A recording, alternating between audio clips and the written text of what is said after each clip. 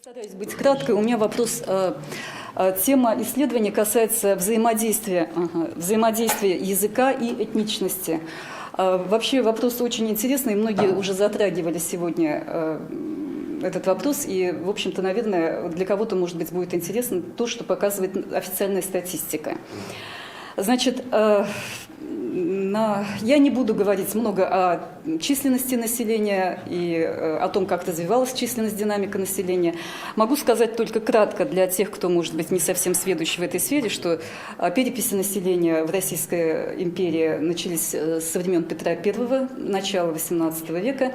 И под названием «Ревизские сказки» башкиры были впервые описаны по третьей ревизии. 1859 год – это был последняя ревизия Царской империи. И дальше уже всероссийская перепись 1896-97 года показывала уже численность башкирского населения в соотношении с родным языком. Далее небезызвестные события революционной, гражданской войны и советский период, который показывает различную динамику. На чем я хотела бы остановиться?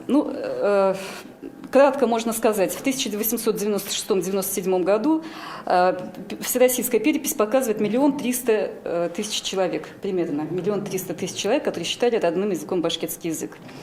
Далее, в 1917 году примерно по Фельдструпу было столько же.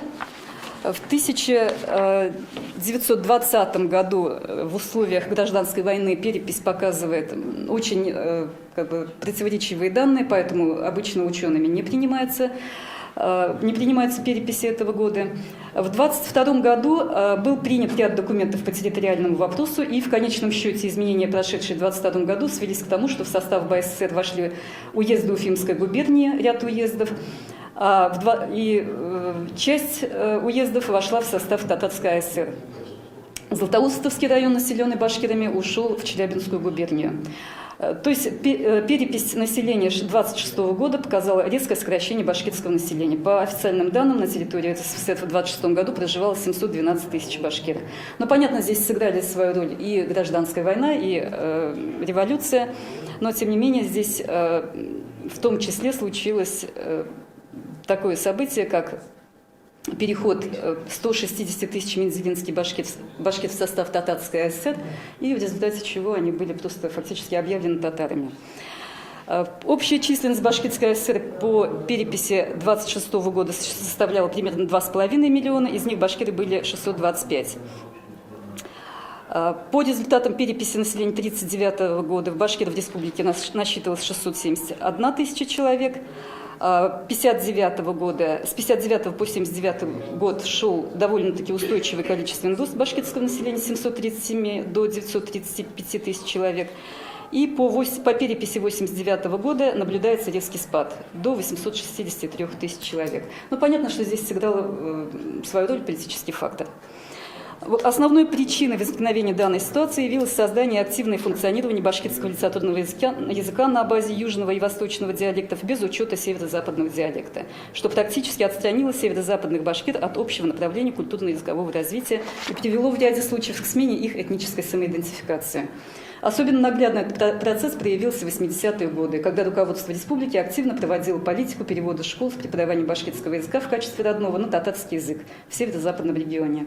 Это послужило основной причиной сокращения численности башкир, прежде всего в северо-западных районах. Изучая переписи населения этого периода, я столкнулась с очень интересным фактом. Это, в общем-то, основная причина, по которой я делаю доклад. Результаты этноязыковой политики в Башкортостане в отношении северо-западных башкир получили четкое отражение в статистике.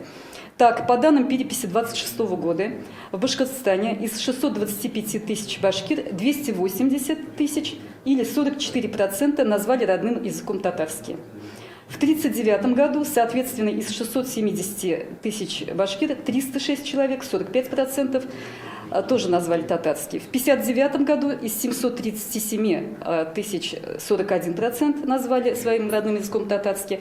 А в 1979 году из 935 000 человек 333 000, около 28% назвали свой язык родным татарский. И В 1989 году из 863 тысяч башкир 216 тысяч, около 25%, тоже назвали свой язык родной татарский. То есть наблюдается, с одной стороны, вроде бы положительная динамика. Снижение количества башкир, которые считают своим родным языком татарский. На самом деле, если проследить, собственно, динамику статистическую, как идет рост населения, можно сделать один вывод. Что, скорее всего, это не объясняется ростом национального самосознания. Скорее всего, этот данный факт можно объяснить уже состоявшимся переходом части татароязычных башкир в татарский этнос, о чем говорит, в общем-то, материалы статистики. Поэтому, когда вот вы выступали, Ахмед Аминович, по этому вопросу, говорили, что язык не влияет на этничность, у нас в данном случае, по крайней мере, по северо-западному региону, ситуация как раз абсолютно обратная. И я проследила просто как демограф, что этот переход происходит примерно в размере 2 поколений, третье поколение. То есть первое поколение обучается татарскому языку, и они считают еще себя башкирами, но родным языком татарский. Второе поколение, которое растет в этой семье, аналогично, еще продолжает данную традицию, но третье поколение уже считает себя представителем того этноса, на языке которого он говорит. Таким образом, можно констатировать факт значимости употребления в качестве родного языка какого-либо языка, который используется в семье, который используется в обществе и преподается в школе. Аналогичная ситуация, можно сказать, сложилась по переписи 2002 года по пермским башкирам-гаининцам. Было зафиксировано сокращение башкирского населения на 12 тысяч человек, с 52 до 40 тысяч. Основная причина – это преподавание татарского языка в качестве родного в школах Октябрьского, Бадырымского района Пермской области. В 2006 году, когда у нас состоялась экспедиция в Бадырымский район, этнографическая экспедиция, тоже воочию я наблюдала, что, в общем-то, везде идет… То есть радио – это Казань, школы – это учебники из Казани, и везде объяснение, что вы татары. Единственное, элементы материальной культуры, особенности, как повязывают бабушки платок, какие-то элементы декора, которые увидели мои коллеги-этнографы, говорят о том, что у них все-таки сохраняются именно остатки материальной культуры, говорят о башкирской этничности. Единственное, если даже они не все переходили этнично в татары, они начинали говорить: мы гаининцы. Мы не башкиры, не татары, но мы гаининцы. Вот такая вот ситуация. У меня все. Спасибо. Спасибо огромное. Пожалуйста, коллеги, вопросы?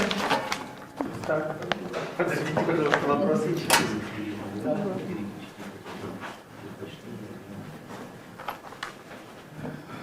Спасибо за доклад, очень интересный, познавательный был. Но у меня вот такой вопрос, он носит несколько, конечно, не конкретный, но вот раз вы занимаетесь вопросами демографии, как по-вашему перепись этого года, она, прогноз ваш какой относительно башкир, численности башкир? И в целом Российской Федерации и в Республике Башкортостан мы все-таки будем что наблюдать? Увеличение либо же уменьшение? Хотя бы примерно. Спасибо. Вообще не могу сказать, прогнозы тоже боюсь давать на эту тему, потому что здесь может сыграть очень много факторов, и как-то что-то предугадать, я считаю, очень сложно. Спасибо. Очень сложно. Спасибо. Еще вопросы есть, пожалуйста? Ага, пожалуйста.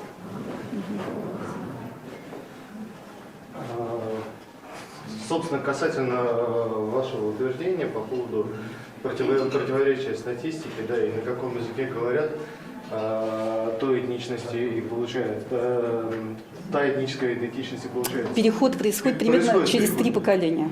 Я просто хотел отметить ваши же собственные последние слова, да, по поводу башкир-гаининцев. Радио Казань, телевидение Казань, а там рассказывают, что татары.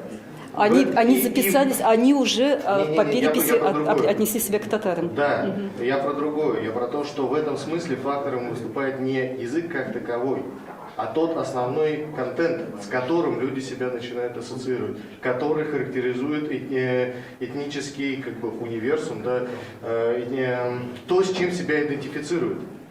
Вот. То есть, если из Казани идет информационный поток, а из Уфы нет, то с Казанью себя идентифицируют, либо, если не идентифицируют с Казанью, то идентифицируют себя мы гаининцы, да, а не башкиры, не ориентируются на Уфу. То есть, здесь вот этот момент важен. У вас вопрос, я не совсем поняла. Или реплика? Реплика получается, да? Вот. Дискуссия, да? Важен, получается, не язык сам по себе, а важен вот тот символический контент, да, культурный контекст, в который люди погружаются. Вне зависимости, на мой взгляд, от, собственно говоря, языка, на котором это дело происходит.